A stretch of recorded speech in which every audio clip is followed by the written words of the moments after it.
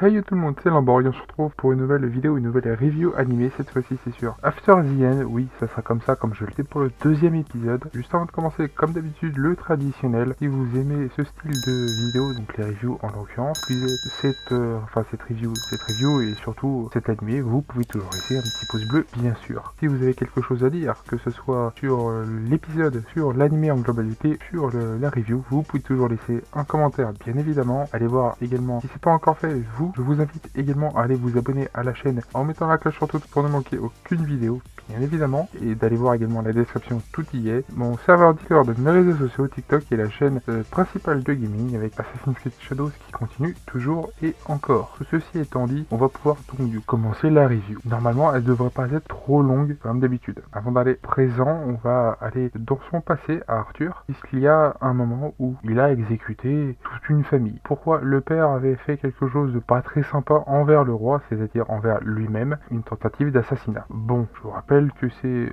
une monarchie, dans ce cas-là, tout le monde prend pour le coupable. Le coupable et sa famille généralement, même si à l'origine il aurait dû mourir et cette famille avec des personnes qui étaient assez haut placées, enfin toutes les personnes qui sont assez haut placées, en l'occurrence les ministres, sont, au lieu de dire il va mourir et l'exécution se fera par le roi, là il va retourner chez eux avec sa famille pour avoir un sort bien pire que la mort. Le roi a été magnanime et il les a tous tués. Voilà, point. Oui, je vais clore du coup cette partie-là puisque ça ne sert à rien ni plus de temps que ça. Et on reprend donc du coup dans le présent d'Arthur. Et comment dire ça? Ses parents sont pas d'accord sur un point. Doit-il quitter la maison et apprendre entre l'épée et également la magie, donc avoir un professeur particulier ou pas? La mère est contre, le père est pour un simple et bon raison qu'il y a eu un entraînement. Il a eu un entraînement avec le père et il a un peu battu. Il a que 4 ans. Non, je préfère dire son âge puisqu'on nous le dit, donc tellement rare dans ce style d'animé, je préfère le préciser. Voilà, il a battu son père très rapidement, un peu trop d'ailleurs, ce qui fera dire à son père qu'il serait peut-être bien de l'envoyer par le plus grand des hasards auprès d'un professeur particulier qui puisse l'entraîner correctement. C'est pas le père qui va pouvoir réussir à faire ça. Mais les deux options qu'il y a, c'est-à-dire y aller ou ne pas y aller, divisent les parents. Arthur a trouvé une troisième solution. On y va tous ensemble. Oui, c'est plutôt assez simple en fait. Il fallait juste réfléchir 2 secondes. Les parents étant très contents de cette nouvelle, ils préparèrent du coup leur valise assez rapidement. Oui, dans la seconde où leur fils a dit ça, dans la seconde près, ils ont préparé leur valise pour partir. Tout simplement. Mais pas tout seul, ça vaut mieux. Ils ont beau être des aventuriers, en tout cas à une certaine époque, ils l'étaient l'un comme l'autre, ce n'est plus le cas maintenant. Du coup, ils feront appel à leur ancienne équipe, tout simplement, où il y a... Alors, je me rappelle d'un prénom sur 5. Je sais, c'est peu, mais c'est la plus intéressante, celle qu'on va voir aussi le plus, en fait, donc c'est normal. Et c'est celle aussi que j'apprécie le plus, au passage. C'est Jasmine. Les autres, me demandez pas, je ne m'en rappelle pas. Je sais qu'il y a 2 hommes et 2 autres femmes, c'est déjà beaucoup. Il y a une archère, une mage du vent, un mage de la terre pour l'homme, et l'autre, c'est tête brûlée. Vous l'avez vu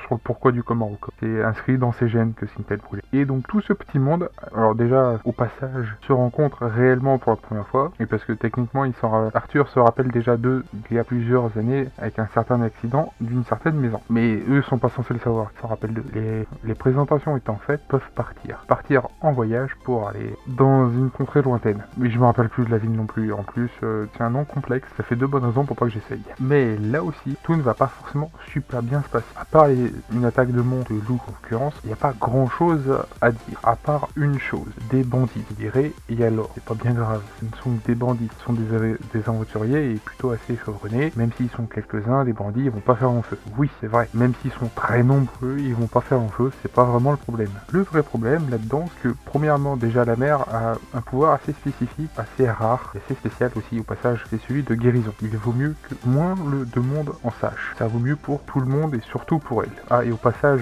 je dis que maintenant, je pourrais le dire un peu plus tard, mais autant le dire maintenant, elle est enceinte de son mari. Je préfère le préciser, on n'est pas dans Mushoku Tensei. Ah, au cas où, je ne vais pas inverser. Pour une fois, c'est pas le cas, c'est bon. Mais tout ne va pas super bien se passer pour la simple et bonne raison que les bandits cherchent, c'est garder les femmes et les enfants, plutôt là en l'occurrence l'enfant, puisqu'il n'y en a qu'un, et de tuer les hommes, pour pouvoir revendre en esclaves les femmes et les enfants, tout simplement. Oui, ça se passe super bien, mais tout continue de ne pas bien se passer, puisque Arthur va apprendre qu'il va être grand frère, et qu'il doit protéger sa mère, donc il doit censé la protéger et surtout partir, s'éloigner du combat. Là non plus, tout va pas bien se passer. Un mage, un bandit en l'occurrence, c'est un mage qui attendait un peu plus loin, va les attaquer tous les deux. Pour protéger sa mère, il va la pousser pour qu'elle puisse élever l'attaque. Sauf que ce n'est pas son cas, étant donné qu'ils sont à côté ni plus ni moins que d'un ravin, ils tombèrent dans le trou. Un mauvais jeu de mots. Mais de par le cadeau que Jasmine lui a fait un peu plus tôt, et d'ailleurs elle se prendra d'affection pour lui au fil du voyage, elle lui donnera une dague avec un fil. Cette fameuse dague avec le fil sera important pour cette situation, pour la simple et bonne raison qu'il va lancer cette dague autour du pied tout du moins du bandit, et je vous laisse deviner la scène. Au lieu qu'il y ait un pélo qui tombe, ils sont deux, tout simplement. Bon, tout le monde est choqué puisque Arthur tombe dans le vide, hein, littéralement. La mère étant à moitié en pleurs, au passage. Son fils, ou Arthur, commence à comprendre que l'homme qu'on a vu au début de l'épisode pensait, sa façon de penser. Oui, il comprend un peu tard. Est-ce le karma? C'est ce qu'il se demandera d'ailleurs. Je vous laisse juge à cette question. Et une fois au fond du précipice, il rencontrèrent une créature plutôt étrange et extrêmement effrayante aussi pour son âge, au passage. Mais tout ceci, et comme je vous l'ai dit sur l'épisode 1, sur le dernier épisode, il allait se passer dans cet épisode-là un peu plus de choses. C'est déjà le cas maintenant et ça sera encore un peu plus le cas pour le troisième épisode. Oui, l'épisode d'ailleurs s'arrête là-dessus, sur cette chose incroyablement grande, surtout par rapport à la taille d'Arthur. Il n'a que 4 ans, encore une fois. 5 ans qu'il a eu son anniversaire. Donc forcément, ça fait un peu démesuré. Mais